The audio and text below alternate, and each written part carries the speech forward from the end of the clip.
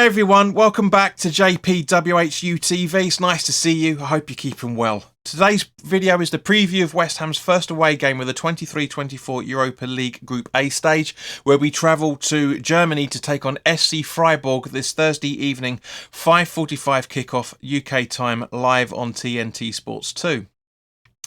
As always guys, this video is sponsored by the channel sponsor 3retro.com. Please click the link in the description below that will take you directly through to the West Ham section of their website, and as you can see from the icon that's up here, there's also track jackets, polo shirts, sweatshirts and t-shirts made by Admiral and Umbro in the claret and blue, so go check those out as well.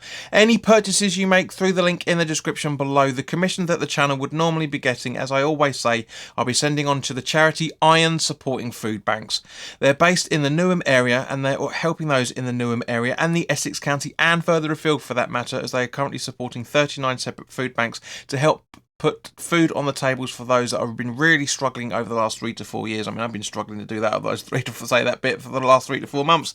So yeah, guys, go grab yourself a really nice retro shirt. You'll be saving yourself a few quid in comparison to the club shop, and you'll be helping those that are less fortunate than you and I. And of course, you'll be grabbing yourself a very nice looking polo and track jacket as well. So yeah, so you'd be helping those. Help out to make out. Now, I do want to say first of all, guys, that as always there is going to be timestamps down here. Well, it's actually going to be that way for you guys, isn't it? So, Barmies, please do stick with us for as long as you can. Ideally, it would be nice to hear for you guys to listen to all of this or watch all of this, but it is what it is. Now, I do think it's a travesty that our fans are banned from this game due to the previous disruptions, bearing in mind for the majority of it, and I do mean the majority, we'll talk like 95% of the reasons why we weren't at fault for this, our fans, in any shape or form, but it's UEFA being UEFA. So, but guys, let's talk about SC Freiburg now. They are a professional football team in Germany, as we talked about earlier, founded in 1904, based in the city of Freiburg in Breisgau, so it's like Baden-Württemberg, if I remember correctly. They play in the Bundesliga, having been promoted as champions from the second Bundesliga in 2016. So basically, like the championship, really. It's the same sort of thing. Now, between 1951 and 2021, Freiburg Stadium was the Dressam Stadium. They moved to the newly built Europa-Park stadium in 2021. It's a 34.7 thousand seater capacity. 34.7 thousand capacity stadium, 22.3 thousand seats, and standing capacity for 12,400 people. I think that's brilliant. I want standing back in Britain. I really do. I know certain clubs have been trialling it for a few years, but I really, really want it back. I really do. Now, Volker Finke, who was the club's manager between 1991 and 2007, was the longest serving manager in the history of professional football in Germany. If that's not impressive enough, Joachim Low, former manager of the Germany national team, is the club's second highest all-time leading goal scorer, with 81 goals from 252 games during his 3 spells at the club, just behind Niels Petersen. Now, of the current squad that they have 2 current German senior internationals, Ginter and Gonter, 3 Austrian senior internationals as well, Gregoritic, Leinhardt and Adamu. More on those guys later. And 5 under-21 Germany internationals, Keitel, Atabolo, Weishaupt, Schmidt and Roll. Now, Freiburg beat Olympiacos 3-2 away when we played, at the same time we played back at Apollo, with goals from Salah, Grito and Philip. Now, 2 goals were conceded by the Olympiacos number 9, Kabi. We'll talk about him later on, obviously, when we do the previews for those games. Now, Freiburg are currently 8th in the Bundesliga after 6 games, winning 3 games, drawing once and losing twice, scoring 7 goals and conceding 10 goals and sitting on 10 points. Their last game, which was against Augsburg, they won 2-0 with a Griffo with a penalty, and Leinhardt with an unbelievably good cracking head of a header. Each of those guys scoring in each half. Now, I'm sure you guys are watching. One of the reasons why you're watching for this is to try and figure out what SC Freiburg's style of play is. Well, from what I've been able to do from the research and from the Augsburg game that I watched at the weekend, their style of play seems to be attacking through the middle, taking a lot of shots in a non-aggressive style. They are very strong at attacking down the wings and are also strong at creating long shot opportunities and scoring chances, stealing possession and winning aerial duels, as Golde, Leinhardt, Hoffler, even though he had a red card against Dortmund, he's suspended until the 9th of October for this for these guys. Kobler and Ginter have some very, very high aerial one stats, but they are weak at finishing scoring chances, avoiding the offside trap, defending counter-attacks and against long shots, but they are very weak at defending against set pieces. Now, their manager, Christian Streich, seems to prefer a 4-2-3-1, and their game on Sunday night against Augsburg, they seem to be rotating between a 3-4-3 and a 3-4-2-1 at times.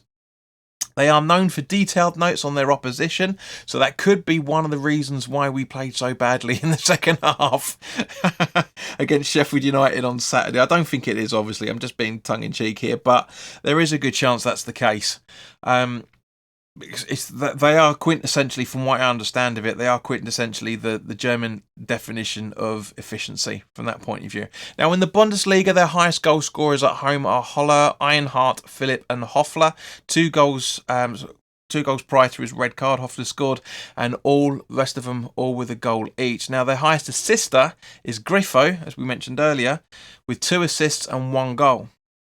So these are definitely players to look out for. Now, looking at injuries, it looks like the captain Gunter is out with a fractured arm with no return date. Attacking midfielder Kerrer is also out with a cruciate ligament rupture, and centre forward Gregorich is out with a calf injury. So I'm going to swap it up a little bit about in terms of players to look out for.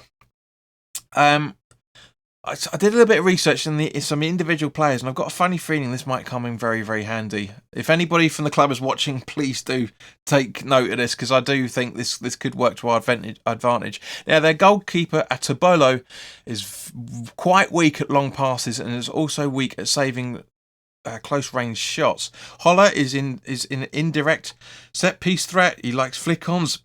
Very strong at aerial duels and strong at passing. His defensive work is good as well. He holds the ball well. Best position seems to be out left on the attack. Now, defensive midfielder Keitel is weak at passing, and his concentration levels don't seem to be all that much either, for that matter. And also, he's also an indirect set-piece threat. Doesn't dive into a challenge, but yet commits fouls quite often. So yeah, I think we could exploit this side, guys. I really genuinely do. Now, turning to West Ham, in terms of injuries, Creswell's still out with his hamstring issue. Jared Bowen picked up a bit of a knock against Sheffield United, which is the reason why he was limping. It looks like he's going to be okay for certainly the Newcastle game, for what I understand of things. So yeah, I think this is going to be a very, very tough game, guys. I really think it will be. I know that everyone's going to say, the priority is going to be Newcastle, but at the same point, let's not forget that Freiburg are a 1 goal difference behind us at the top of the table of Group A. Yeah, so they are a very, very good team from what I've watched. A little bit sloppy here and there in possession, but in general, I do think West Ham can give them a really, really good running for their money. I'm not confident on the goal, the result itself, but as always, guys, put your comments in the comment section below. Let me know what your thinking is. But let's talk about the starting 11 for a moment, shall we?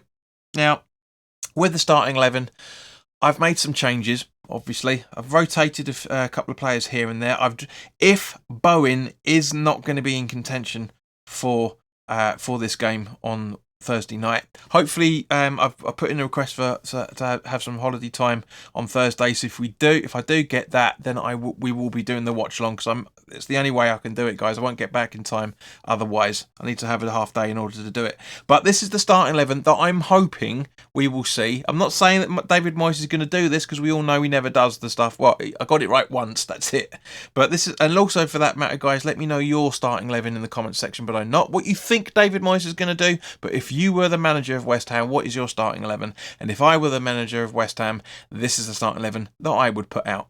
Fabianski in goal, with a back four of Kehrer, Ogbonna, Mavropanos and Emerson. Alvarez and Ward-Prowse in the defensive midfield positions, with Kudus, Paquetá and Cornet in the midfield, supporting Antonio up front. So thank you very much for your time, guys. As I say, put your comments in the comment section below. Please do like, share and subscribe. Zero subscribers over the last 4 weeks now, because a few people have left and no one's coming back. So I know you guys are enjoying this. Please, I can't stress this enough. I advertise this on Facebook, on Twitter, on Instagram. I do all the advertising. Please do share this content. I want more people involved in the conversation, not just to boost up the channel, but of course I want people to engage with you guys as well. That's the whole point of these channels, is that it's social media. Interact. I'm interacting with you. I want you to interact with me as well and get more people involved in the conversations, because at the end of the day, guys, the more people that are watching these videos, the more interaction we get, and then the more fun these videos are going to get. So in the meantime, guys, look after yourselves, and I will hopefully see you on Thursday evening for the watch along. If not, you'll see me on Friday for the preview of the Newcastle home game. In the meantime, look after yourselves, and I'll see you very, very soon. All the best now. Take care.